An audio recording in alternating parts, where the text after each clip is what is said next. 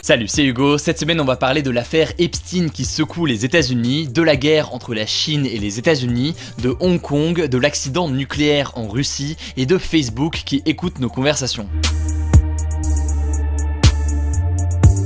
Notre première actu, c'est donc l'affaire Epstein. Jeffrey Epstein, c'est un financier américain et le milliardaire a fréquenté les personnalités politiques les plus importantes comme Donald Trump, Bill Clinton ou encore le prince Andrew. Mais surtout, Jeffrey Epstein est poursuivi pour exploitation sexuelle de mineurs et il est décédé il y a une semaine. Pour résumer, il aurait abusé entre 2002 et 2005 de dizaines de filles, souvent mineures, en échange d'argent en liquide dans ses résidences de Palm Beach et de Manhattan. Il aurait aussi payé certaines de ces jeunes filles pour qu'elles recrutent d'autres filles et pour abuser d'elles aussi. D'après Le Monde, le carnet d'adresses de Jeffrey Epstein contiendrait plus de 150 noms de femmes et de filles. Le 6 juillet 2019, Jeffrey Epstein a été arrêté et à ce moment-là, il encourait 45 ans de prison pour abus et exploitation sexuelle de mineurs. Au tribunal, il a plaidé non coupable. Son procès devait donc se tenir l'année prochaine, mais il a été retrouvé mort dans la cellule de sa prison new-yorkaise hyper surveillée le 10 août. L'homme d'affaires se serait pendu, mais l'opinion publique n'y croit pas. Du coup, les théories du complot se multiplient et beaucoup pensent qu'il a été tué pour protéger des personnalités plus puissantes qui auraient abusé elles aussi de mineurs. Du coup, la question que tout le monde se pose, est-ce que ces hommes politiques avec qui Epstein était en lien ont participé à ces crimes présumés ou profité de son réseau de prostitution? Donald Trump par exemple, il était très proche d'Epstein et l'avait décrit lors d'une interview comme quelqu'un de très fun. D'après le Miami Herald, l'une des victimes présumées d'Epstein travaillait pour l'un des clubs de l'actuel président des États-Unis quand elle a commencé à être abusée par Jeffrey Epstein. Il était également très proche de Bill Clinton quand ce dernier était président et Epstein a d'ailleurs financé la fondation Clinton et l'a fait voyager à plusieurs reprises